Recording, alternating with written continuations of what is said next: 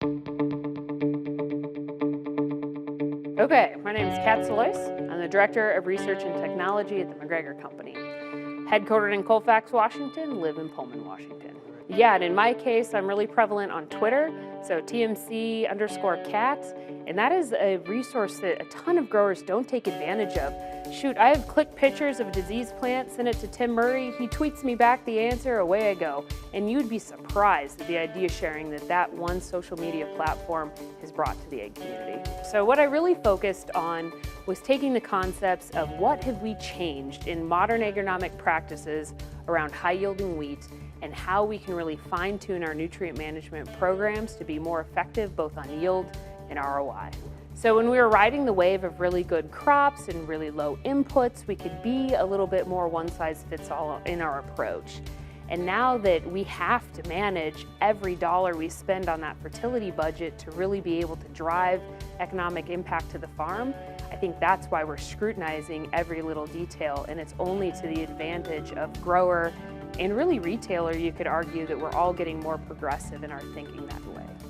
So one of the big concepts that I talked about was addressing feed the crop what it needs when it needs it. So if we look at demand curves of specific nutrients and we are really purposeful on when we time that nutrient, we can not only get a yield bump, but really deliver ROI. So some specific examples were around phosphorus, potassium, zinc, and the micronutrient boron. I talk quite a bit about the micronutrients boron and zinc.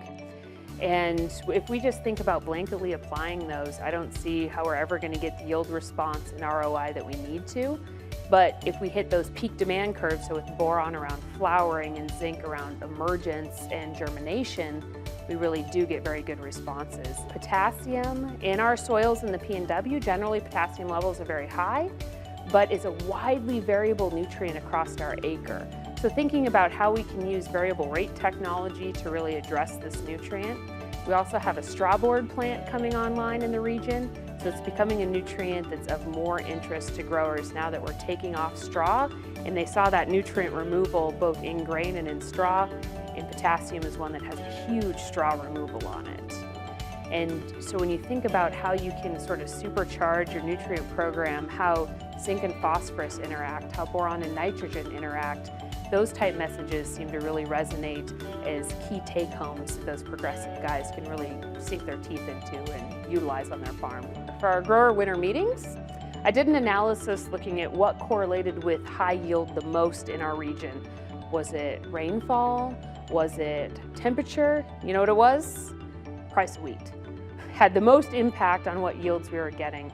So I get that we do have to be very cognizant. We still are working with, in many cases, $4.50 on that winter wheat crop. How can we encourage our growers to diversify their rotations? It will help our weed management strategies, not only their bottom line.